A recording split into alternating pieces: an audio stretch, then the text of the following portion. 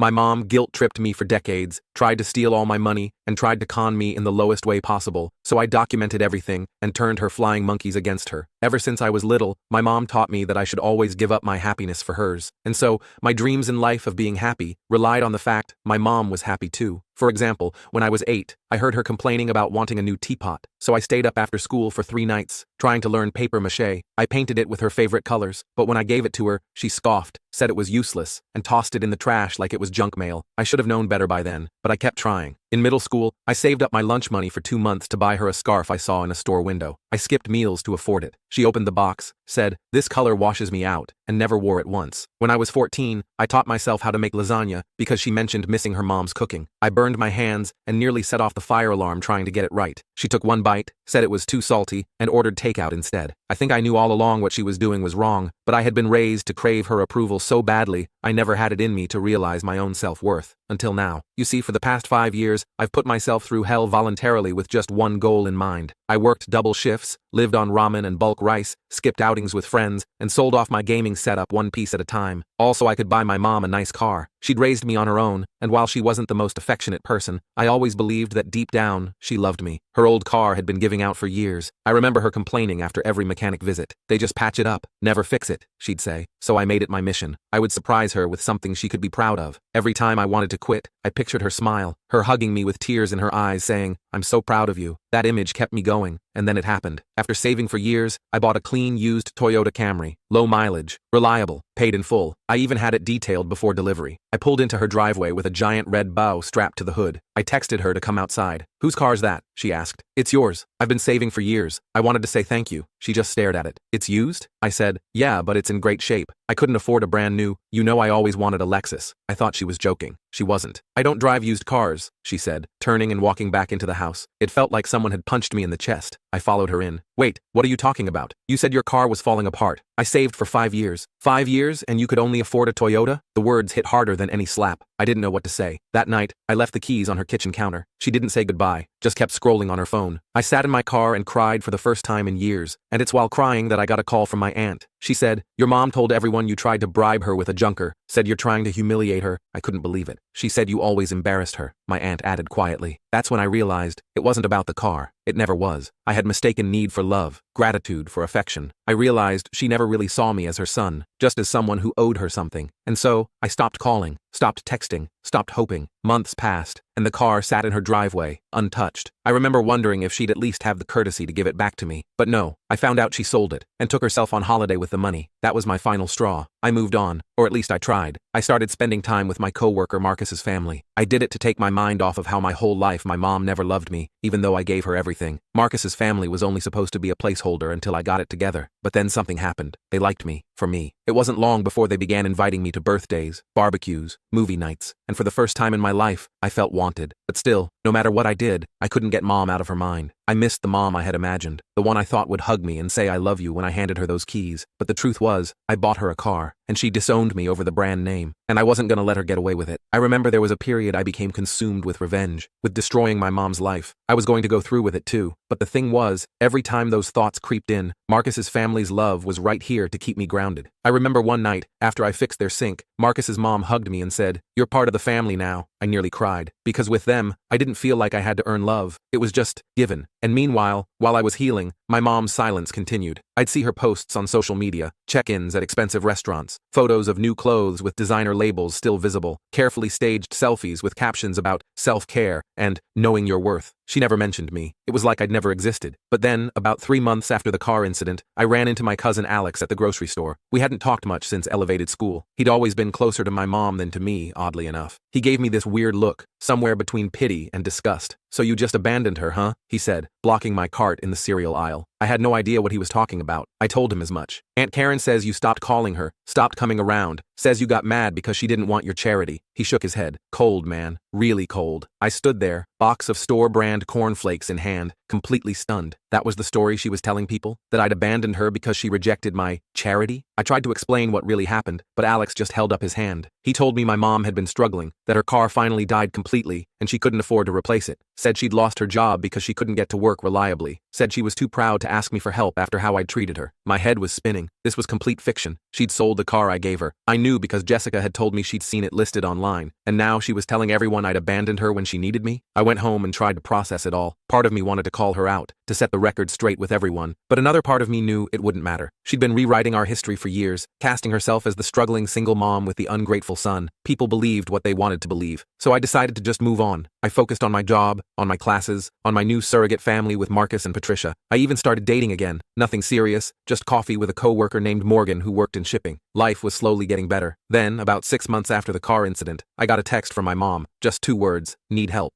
I stared at my phone for a long time. Part of me wanted to ignore it, to protect myself from whatever new disappointment was coming. But another part, the part that still remembered being a little kid who just wanted his mom's approval, couldn't ignore it. I called her. No answer. I texted back asking what she needed. No response. After an hour of silence, I started to worry. What if she was really in trouble? What if she was hurt? I drove to her apartment. It was a new place. She'd moved about a year ago to a better neighborhood, though the rent was higher. When I got there, I knocked on the door. No answer. I was about to leave when I heard movement inside. "Mom?" I called through the door. "It's me. Are you okay?" The door opened, and there she was. Not hurt, not in distress. Perfectly fine in designer jeans and a silk blouse I'd never seen before. Her hair was freshly colored, her nails professionally done. "Oh good, you're here," she said, turning away and walking back inside, leaving the door open for me to follow. "I need you to set up my new TV. The delivery guys just left it in the box." I stood in the doorway, stunned. This was the emergency? Setting up a TV? I should have left. I know that now. But I went inside, still conditioned to seek her approval. The TV was massive, a 65-inch smart TV that must have cost at least $1,000. The box sat unopened in her living room, which I noticed had all new furniture since the last time I'd visited. As I unpacked the TV,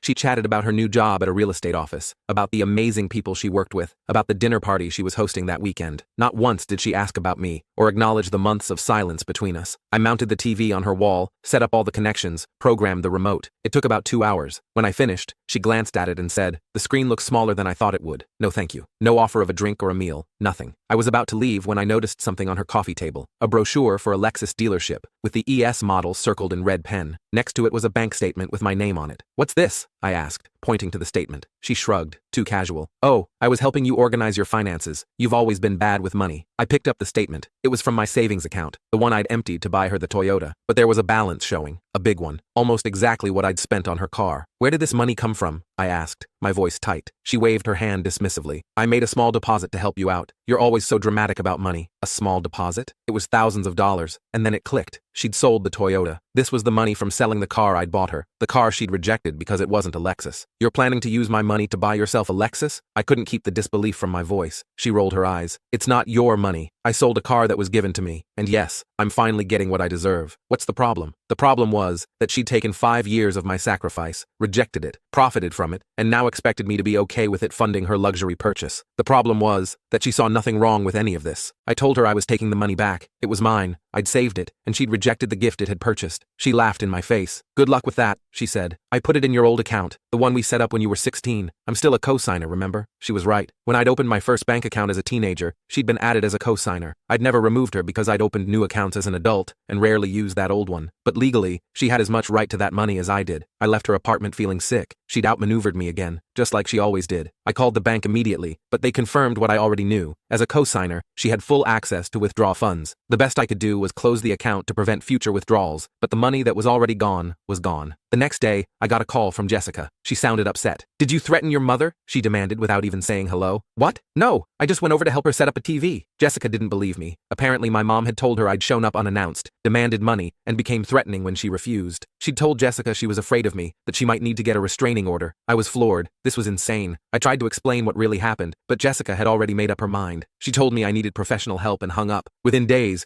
the story had spread through my entire extended family. Cousins I hadn't spoken to in years were sending me angry texts. An uncle I barely knew called to tell me he was disappointed in me. Even my grandfather, who lived in a nursing home 3 states away, somehow heard and left a voicemail saying I should be ashamed of myself. I felt like I was losing my mind. How was this happening? How was I the villain in this story? Marcus noticed something was wrong. I'd been distracted at work, making careless mistakes I never would have made before. He pulled me aside one afternoon and asked what was going on. I hesitated. I'd never really talked about my mom with him beyond vague generalities, but I was at my breaking point, so I told him everything. The years of saving, the car, her rejection, the money, the lies she was spreading. I expected him to think I was exaggerating or being dramatic. Instead, he nodded slowly, his expression serious. "My ex-wife was like that," he said quietly. "Everything was always someone else's fault. Reality was whatever she decided it was that day." He He put his hand on my shoulder. You're dealing with a narcissist, son, and the only way to win is not to play. That night, I researched narcissistic personality traits. It was like reading a detailed description of my mother. The constant need for admiration, the lack of empathy, the manipulation, the inability to accept criticism, the tendency to exploit others. It all fit. I also learned about something called flying monkeys, people the narcissist recruits to do their bidding, often unwittingly. That explained my family members' reactions. They weren't bad people. They were just caught in her web of manipulation. Armed with this new understanding, I made a decision. I would cut contact completely. No calls, no texts, no visits. I would close any remaining joint accounts, remove her as my emergency contact everywhere, and make it clear to my workplace that she was not to be given any information about me. It wasn't easy. There's no clean break from the person who raised you, however flawed that raising might have been. I still had moments of doubt, moments where I wondered if I was overreacting, but then I'd remember the look on her face when she dismissed 5 years of my sacrifice because the car wasn't expensive enough. I focused on building my new life. I got promoted again at work, moving into a supervisor role that came with better pay and more regular hours. I enrolled in more classes, working toward a business degree. I continued spending time with Marcus's family,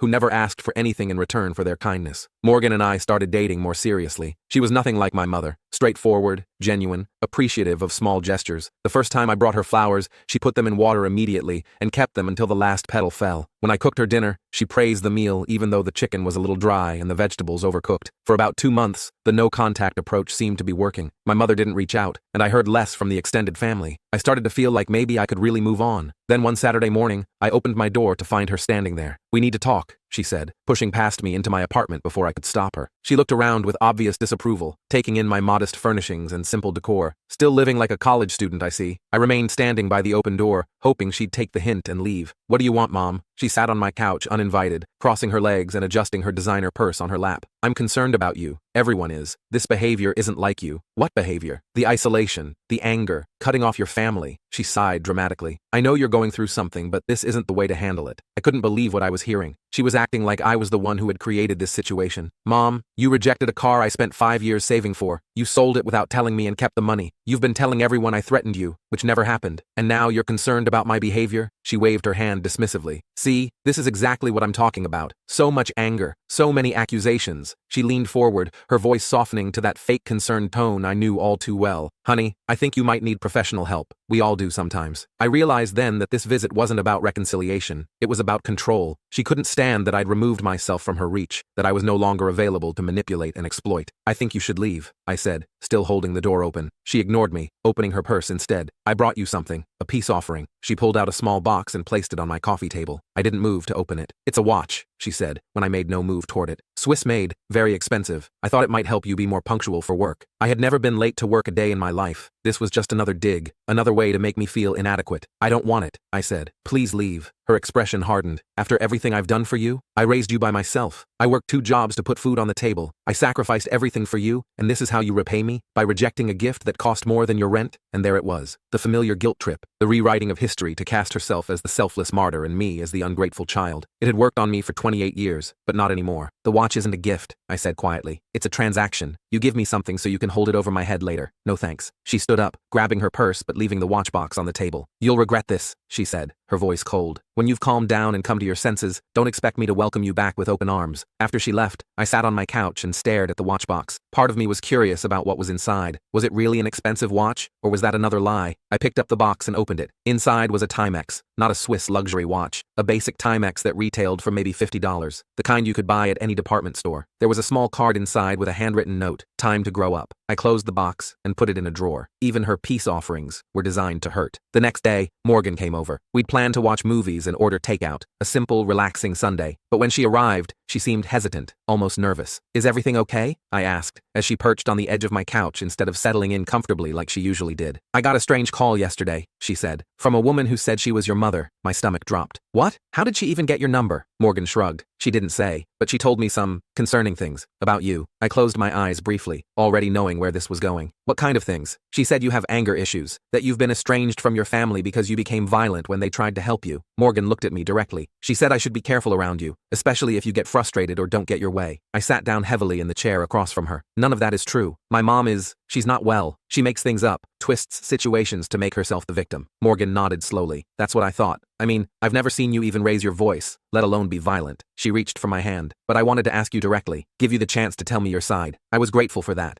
she'd come to me instead of just believing what she'd heard. I told her everything, from my childhood to the car, to the current situation. She listened without interrupting, her expression growing increasingly concerned. That's emotional mistreatment, she said when I finished. You know that, right? What she's doing, the manipulation, the gaslighting, the smear campaign, it's mistreatment. No one had ever put it in those terms before. Mistreatment. It seemed like such a strong word, but wasn't that exactly what it was? How did she even find out about you? I wondered aloud. I've never mentioned you to her, or posted anything about us online. Morgan looked uncomfortable. She said she saw us together at the mall last weekend. Said she was going to introduce herself but decided not to when she saw how I was leading you on. She made air quotes around the last part, which is ridiculous because we were just holding hands and looking at video games. I remembered that day at the mall. I hadn't seen my mother anywhere. Had she been following me? The thought made my skin crawl. Over the next few weeks, things escalated. My mother started showing up at my workplace, asking to speak to me. Marcus, thankfully, ran interference, telling her I was unavailable and eventually asking her to leave when she became insistent. She sent emails to my school account, claiming she needed to reach me for a family emergency. When the school contacted me, concerned, I had to explain the situation and ask them not to share any information with her. She even approached Patricia at the grocery store, introducing herself as the real mother and suggesting that Patricia was trying to replace her in my life. Patricia, bless her, saw right through it and firmly but politely extracted herself from the conversation. It was becoming clear that my mother wasn't going to respect my boundaries. The more I pulled away, the harder she pushed to regain control, and now she was involving the people I cared about. I decided I needed professional help navigating this situation. Morgan helped me find a therapist who specialized in family trauma and narcissistic mistreatment. Dr. Reese was a calm, thoughtful woman who listened to my story without judgment. What you're experiencing is unfortunately common with narcissistic parents, she explained in our first session. When you remove yourself from the dynamic, what we call going gray rock, or implementing no contact, they often escalate their behavior to try to pull you back in. So what do I do? I asked. I can't keep living like this, wondering where she'll show up next or who she'll talk to. Dr. Reese suggested documentation, keeping a record of every unwanted contact, every lie, every boundary violation. She recommended I consult with a lawyer about possibly getting a cease and desist letter, which wouldn't be legally binding but might deter my mother if she thought there could be legal consequences. She also suggested strengthening my support network, being open with trusted friends and colleagues about the situation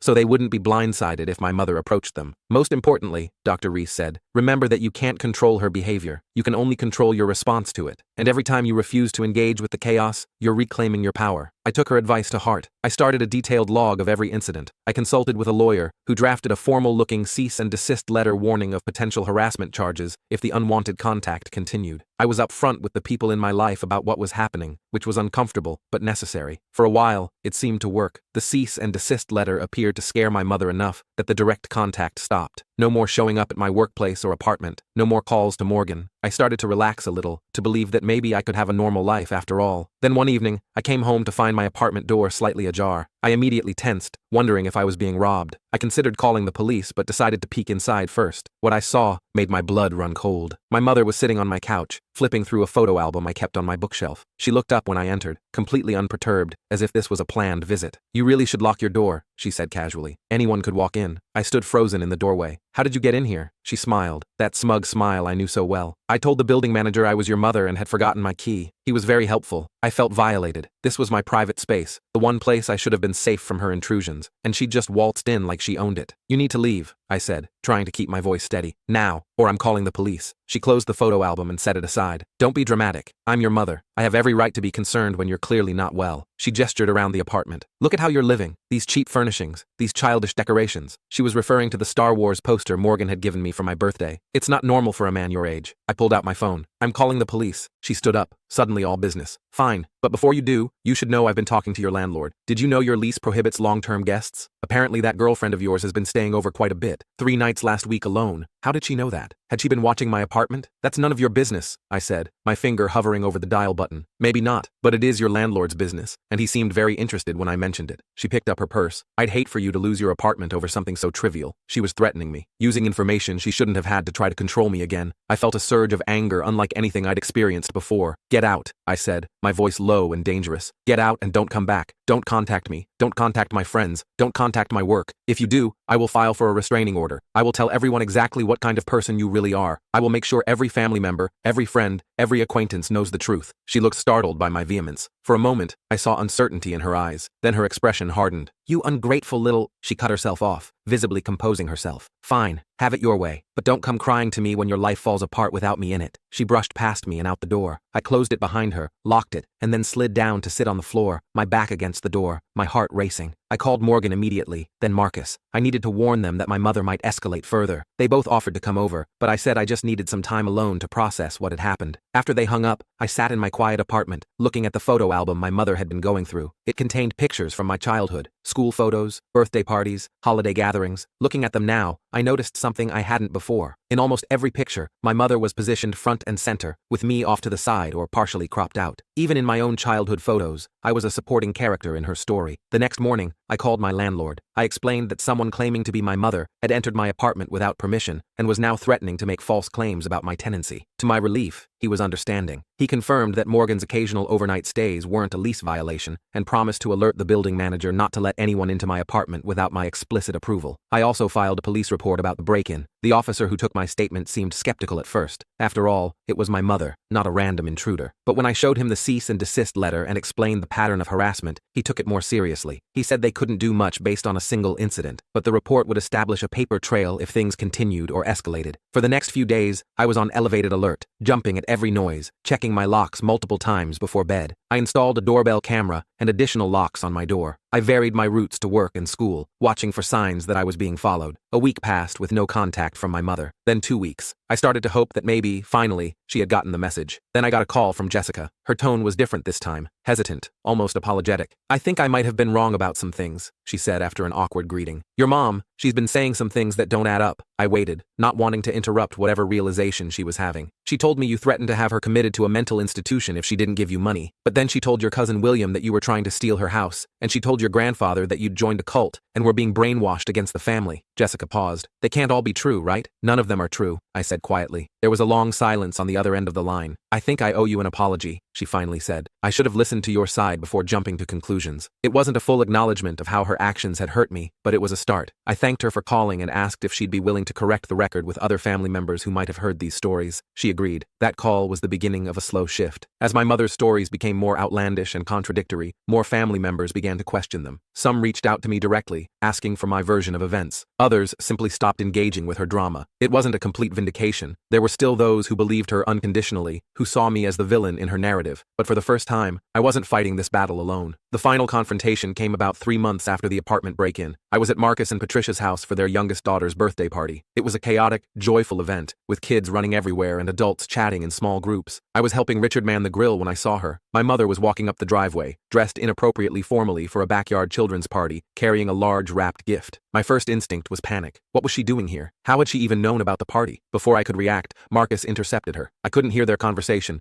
but I could see his body language, firm but not aggressive, blocking her path to the backyard where the children were playing. She tried to step around him, but he moved with her, maintaining the barrier. Patricia noticed what was happening and quickly moved to Marcus's side. Together, they formed a united front. My mother's voice rose, becoming audible even from where I stood. "I have every right to be here. I'm his mother." Marcus said something in response, his voice too low to hear. My mother's face contorted with anger. She thrust the gift at him, which he didn't take, causing it to fall to the ground between them. "Fine. Tell him he'll regret this. Tell him I won't be there when he comes crawling back." She turned and stormed back to her car, driving away with tires squealing. Marcus picked up the abandoned gift and brought it over to where I stood frozen by the grill. "You okay?" he asked, setting the package on a nearby table. I nodded, though I wasn't sure if it was true. "How did she know I was here?" Marcus grimaced. "She called Patricia yesterday, pretending to be from your work, said there was an emergency, and she needed to reach you immediately. Patricia mentioned the party before realizing something was off. I felt that familiar sickness in my stomach. Would this never end? Would she always find ways to intrude on my life? "What's in the box?" I asked, eyeing the gift warily. "No idea. Want me to open it?" I nodded. Marcus carefully unwrapped the package. Inside was a photo album, brand new, expensive looking. He opened it to the first page. It was filled with pictures of my mother and me, carefully selected and arranged to present an image of a loving, devoted parent and her adoring son. Pictures from vacations we'd never taken, school events she'd never attended, holiday gatherings where, in reality, she'd been on her phone the whole time or hadn't shown up at all. It was a fiction, a carefully constructed alternate reality where she was the perfect mother and I I was the ungrateful child who had inexplicably turned against her. The last page contained a handwritten note. When you're ready to apologize, these will remind you of what you've thrown away. I closed the album and handed it back to Marcus. Can you get rid of this for me? He nodded, understanding in his eyes. Consider it done. As I watched him walk away with the album, I felt something shift inside me, a weight lifting, a chain breaking. My mother would probably never stop trying to control me, to pull me back into her distorted reality, but I didn't have to let her succeed. I had the power to choose my own path, to define my own relationships, to create my own family of choice. That night, surrounded by people who genuinely cared about me, I made a decision. I would stop looking over my shoulder, stop waiting for the next intrusion, the next manipulation, the next lie. I would live my life on my terms, not in reaction to her. It wouldn't be easy. There would still be difficult days, unexpected encounters, painful memories. But for the first time, I truly believed I could break free of the pattern that had defined my life for 28 years. The next day, I changed my phone number. I set up new email accounts. I made my social media profiles private and removed anyone who might feed information back to my mother. I spoke with my work and school about security measures. I consulted with a lawyer about more permanent legal protections if they became necessary. It wasn't about hiding. It was about creating boundaries that would allow me to heal and grow without constant disruption. It was about reclaiming my narrative from someone who had tried to write me as a villain in her story. A week later, I received a small package in the mail. There was no return address, but I recognized my Aunt Jessica's handwriting. Inside was a key, the key to the Toyota I had bought for my mother. With it was a note. Found this in her things. Thought you should have it back. I'm sorry. I held the key in my palm, feeling its weight. It represented so much. My sacrifice, my hope, my disappointment. But it also represented my awakening. If I hadn't bought that car, if my mother hadn't rejected it so cruelly, I might never have seen the truth about our relationship. I might have spent many more years trying to earn love that would never be freely given. I put the key in my desk drawer, not as a reminder of what I'd lost, but as a marker of where my journey to self-respect had begun. I attached the key to my keychain, not because I planned to use it. The Toyota was long gone, but as a reminder. Every time I felt that familiar pull to please my mom, to seek her approval, I'd run my thumb over the ridges of that key. It grounded me. Life got pretty busy after that. I threw myself into work and school, trying to build something for myself instead of for her approval. Marcus noticed the change in me. One day after a shift, he pulled me aside. You seem lighter, he said, like you've dropped a 100-pound backpack. He wasn't wrong. Cutting my mom out hurt like hell, but it also felt like finally being able to breathe. I started doing things just because I wanted to. I joined a recreational basketball league with some guys from work. I picked up drawing again, something I'd loved as a kid but abandoned because my mom called it a waste of time. I even adopted a cat from the shelter, a one-eyed orange tabby nobody wanted. Named him Karma, which made Morgan laugh every time she said it. Speaking of Morgan, things were getting serious between us. She started staying over more nights than not. We talked about maybe getting a bigger place together when my lease was up. For the first time,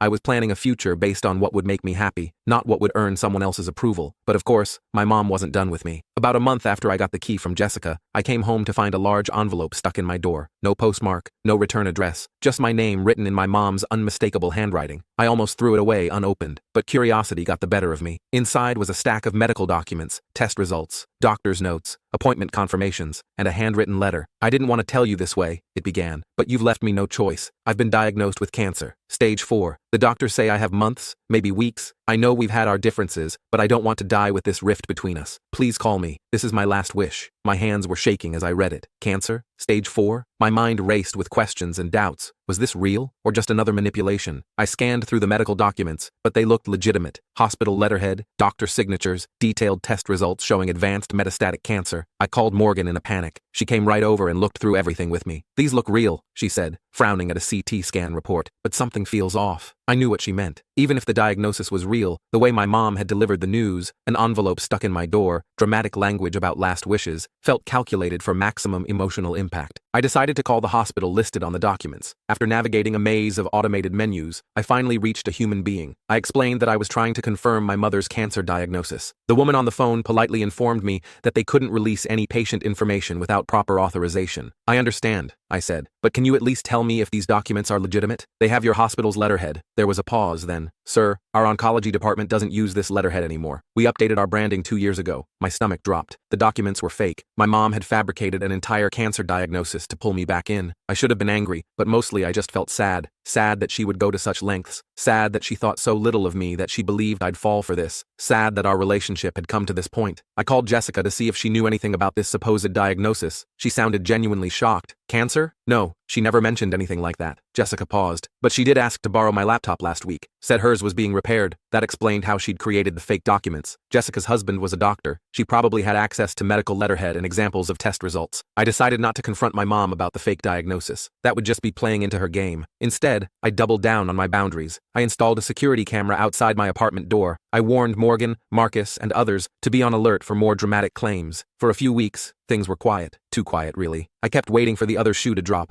jumping every time my phone rang or there was a knock at the door. Then one Saturday morning, I got a call from a number I didn't recognize. I almost didn't answer, but something told me I should. "Hello?" I said cautiously. "Is this Karen's son?" An unfamiliar female voice. My guard went up immediately. "Who's asking?" "This is Nurse Wilson at Mercy General. Your mother was brought in early this morning. She's asking for you." I almost hung up. This had to be another trick, right? But something in the nurse's voice sounded genuine. And if my mom really was in the hospital, what happened? I asked. "She collapsed at home. Her neighbor found her and called an ambulance. She's stable now, but the doctor would like to speak with you." I agreed to come to the hospital, but I wasn't going alone. I called Morgan, who immediately offered to come with me. We also swung by Marcus's house to pick him up. I wanted witnesses in case this turned out to be another manipulation. The hospital was busy, the emergency room packed with weekend accidents and illnesses. I gave my mom's name at the desk, half expecting to be told there was no patient by that name, but the receptionist nodded and directed us to a room in the back. My mom was there, looking smaller and paler than I remembered, hooked up to an IV and a heart monitor. Her eyes were closed when we entered, but they fluttered open at the sound of our footsteps. "You came," she said, her voice raspy. Before I could respond, a doctor entered the room behind us. He introduced himself as Dr. David and asked to speak with me privately. I insisted that Morgan and Marcus stay. I wasn't taking any chances. "Your mother suffered a minor heart attack," Dr. David explained. "Her tests show significant blockage in 2 coronary arteries. We're recommending bypass surgery as soon as possible." I studied his face for any sign that he was part of some elaborate ruse, but he seemed completely genuine. This was real. My mom had actually had a heart attack. "When will the surgery happen?" I asked. "We'd like to do it Monday morning. She'll need to stay in the hospital until then, and for several days after." Dr. David hesitated. "She'll also need someone to help with her recovery at home, cardiac rehabilitation, medication management, transportation to follow-up appointments. It's quite involved." And there it was, the unspoken question hanging in the air. Would I step up? Would I put aside everything that had happened and take care of the woman who had never really taken care of me? I looked at my mom lying in the hospital bed. For once, she wasn't performing. There was no dramatic flair to her illness, no calculated manipulation in her expression. She just looked tired and afraid. "I'll make sure she has what she needs," I said finally, "but I can't be her primary caregiver." Dr. David nodded, seemingly satisfied with this answer. He gave me some paperwork to fill out and left to check on other patients. My mom watched me with an unreadable expression. "So you're not completely heartless after all," she said. And just like that, the moment of vulnerability was gone. Even facing major surgery, she couldn't help but try to make me feel guilty. "I'm going to help arrange your care," I said, keeping my voice neutral. "But things between us haven't changed." She looked away. "Fine, do what you need to do to feel better about yourself." I left the room with Morgan and Marcus, feeling that familiar mix of anger and sadness. Even now, even here, she couldn't just accept help without turning it into some kind of power play. Over the next 2 days, I worked with the hospital social worker to arrange my mom's post-surgical care. I found a home health service that could send nurses for the first few weeks. I contacted a cardiac rehab center near her apartment. I even arranged for grocery delivery and a meal service. I paid for all of it up front, not because I felt obligated, but because I wanted there to be no strings attached. No opportunity for her to claim I owed her or she owed me. This was a clean transaction, a final settlement of whatever filial obligation remained. The morning of her surgery, I went to the hospital early. I wasn't planning to stay for the procedure,